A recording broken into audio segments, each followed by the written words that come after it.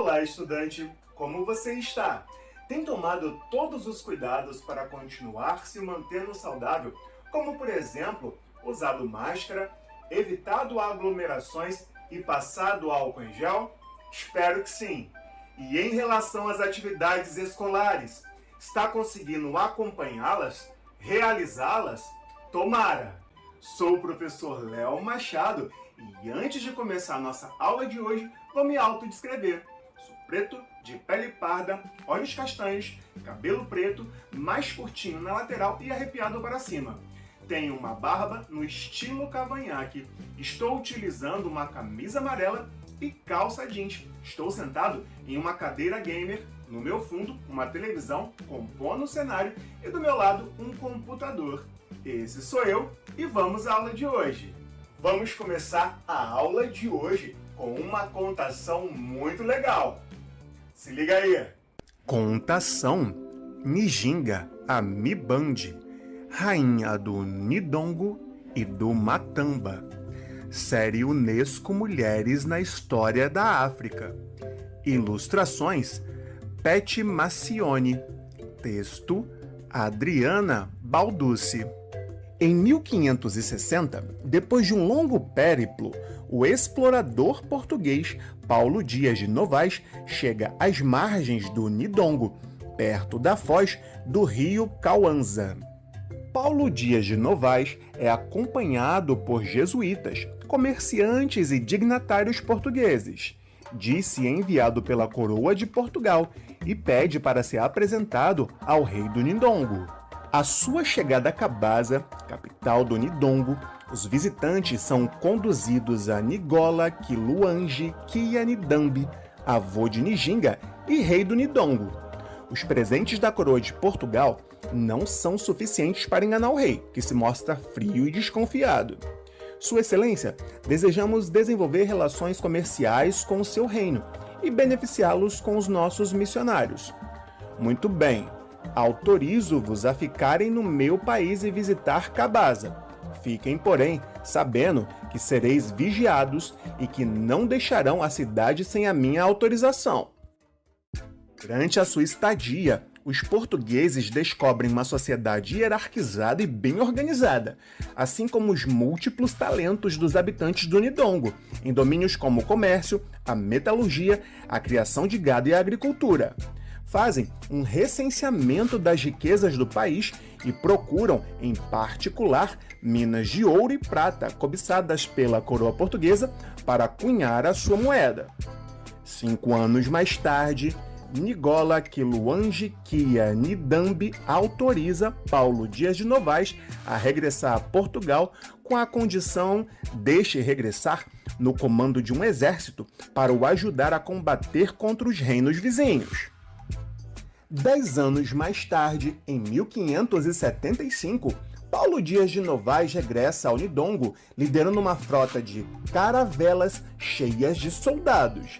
Contudo, a sua missão não é a de ajudar o rei do Nidongo, mas tomar posse daquela terra pela força em nome do rei de Portugal. Os habitantes do Nodongo são apanhados de surpresa. Defendem corajosamente a sua terra, mas são obrigados a render-se perante a potência de armas dos portugueses. Abate-se um clima de apocalipse sobre a região. Rapidamente, os portugueses tomam a faixa marítima do Nodongo, que chamam Angola. No mesmo ano, 1575, fundam a cidade portuária de São Paulo da Assunção de Luanda. A invasão continua. As fronteiras do Nodongo reduzem-se para leste, enquanto os migrantes portugueses desembarcam em grande número em Luanda. Missionários, camponeses, mercadores e outros aventureiros herdam terras arrancadas aos africanos.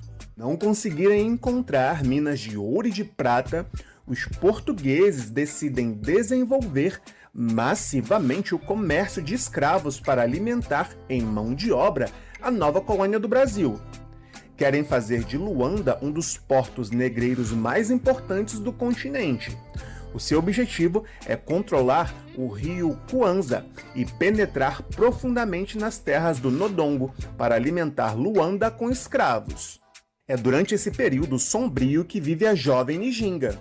À medida que cresce, vai testemunhando a resistência de seu pai, o rei Mibandi Ngola Quiluange, e as violentas transformações que impõem os portugueses em toda a região.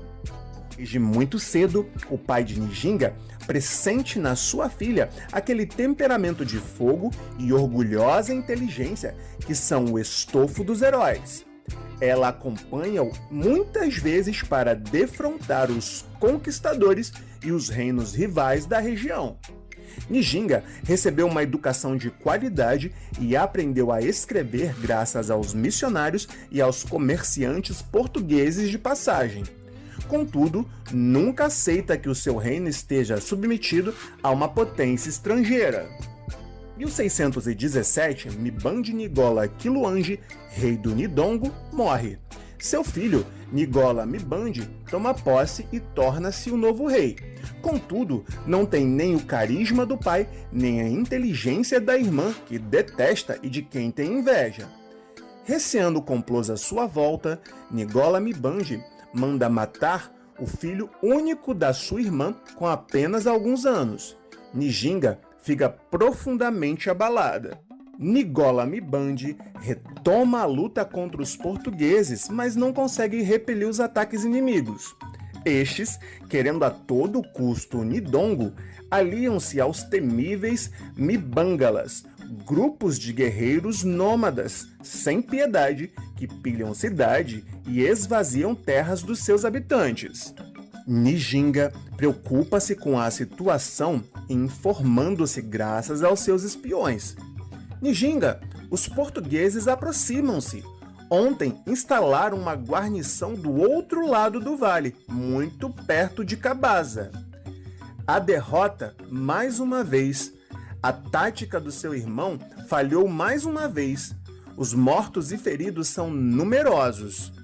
As terras são devastadas.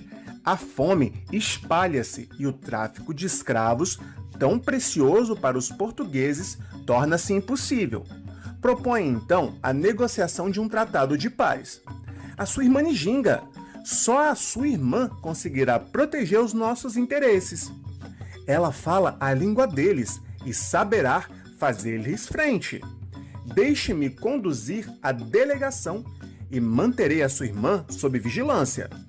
Ngola Mibandi acaba por aceitar os conselhos dos anciãos e encarrega Nijinga de ir a Luanda negociar a paz com Dom João Correia de Souza, vice-rei de Portugal. Luanda! Nijinga descobre o centro de registros coloniais. A antiga aldeia africana conta agora muitos edifícios e muito mais habitantes que antes, brancos, negros, bem como uma nova população mestiça.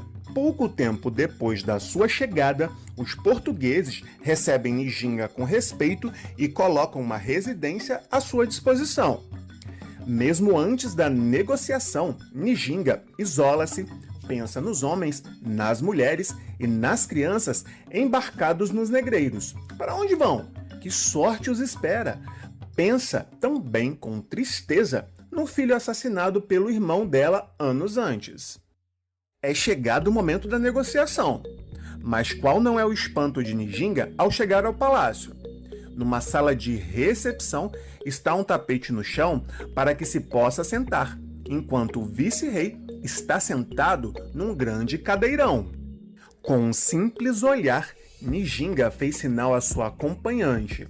Esta agachou-se imediatamente diante dela, apresentando-lhe as costas para que ela se sentasse nelas. Com este golpe de luz real, Nijinga mostra ao vice-rei que não veio cumprir um ato de obediência, mas tratar de igual para igual. A negociação começa. Senhora, propomos a paz sob a condição de libertação de todos os nossos prisioneiros de guerra. Não vemos qualquer inconveniente nisso, e será cumprido quando vocês se comprometerem a respeitar as nossas fronteiras e deixarem de se impor com brutalidade nas nossas terras. A negociação é dura, mas cortês. O vice-rei, à semelhança de toda a Assembleia, está surpreendido com a eloquência de Njinga, a sua vivacidade e o seu domínio do português. Não esperavam um negociador tão forte. Njinga conseguiu um duplo acordo: o recuo das tropas portuguesas para fora do Ndongo e o respeito pela sua soberania. Em troca, ela cede a abertura de vias comerciais com os portugueses. A convite do vice-rei, prolonga a sua estadia em Luanda e é introduzida no meio da alta sociedade colonial. Depois de alguns meses, aceita deixar-se batizar com o nome de Dona Ana de Souza, esperando dessa forma beneficiar as relações diplomáticas entre Ndongo e Portugal. Tem então 40 anos. Apesar da correspondência regular entre Njinga e o vice-rei de Portugal, a paz é breve. O vice-rei é substituído por um governador que despreza os compromissos do seu antecessor. Os conquistadores retomam os ataques contra o Ndongo, que se vê obrigado a reagir pelas armas. Em 1624, encurralado pelos portugueses e pelos temíveis Mibangalas, o irmão de Njinga, Nigola Mibandi, foge para uma pequena ilha do rio Kwanza. Aí, perde a vida de forma misteriosa. Terá sido suicídio? Njinga tê-lo-á envenenado para vingar a morte do filho? A verdade é que, aos 43 anos, Njinga toma o poder do Ndongo e torna-se Nigola Mibandi Nzinga Bandi Kia Nigola. Impõe a sua autoridade aos chefes locais e conquista o reino vizinho de Matamba, tomando desde logo o corpo da defesa dos seus reinos. Durante 4 décadas, a rainha do Ndongo e do Matamba opor-se-á com vigor aos projetos coloniais portugueses, tecendo estratégias, mantendo uma hábil correspondência diplomática e dirigindo, ela própria, muitas vezes, as operações militares. Governadores portugueses veem-se sucessivamente confrontados com esta grande rainha que não cessa de travar os seus projetos. O mais recém-chegado, Salvador Correia, percebe que nada pode contra essa soberana com mais de 70 anos e com uma fama excepcional. Um último tratado em que a coroa portuguesa renuncia às suas pretensões sobre o Ndongo é ratificado a 24 de novembro de 1657, em Lisboa, pelo rei Dom Pedro VI. Você já conhecia essa contação? Gostou da história? Espero que sim! A história da África, conteúdo previsto pela Lei 11.645/2008, é repleta de mulheres que tiveram grande importância e até hoje são símbolo de grande resistência e consideradas heroínas nacionais nas regiões onde viveram. Conhecer e valorizar a história dessas mulheres como a Njinga promove a possibilidade de integrar princípios de igualdade de gênero. Aprender sobre essas contações ampliam olhares para que sejam respeitados os direitos fundamentais das mulheres, evidenciando assim o seu lugar central em todas as sociedades. A resistência do Ndongo, encarnada especialmente por Njinga, permitiu abrandar os projetos portugueses. Aquela mulher de poder apoiou-se não apenas na sua arte de guerra e de guerrilha, mas também nas táticas de espionagem e nas suas grandes competências como negociadora. Por ter assumido um papel determinante na história do seu país e ter permitido uma verdadeira revolução sociopolítica e cultural, Njinga inspira há séculos as mulheres africanas. Bem, vamos chegando então ao final da aula de hoje. Espero que você tenha gostado. Foi muito bom estar com você. Continue estudando e se protegendo. Te aguardo nas próximas aulas. E não deixe de acessar a sala de leitura e o Rio Educopédia no aplicativo Rio Educa em Casa. Grande abraço! Fui!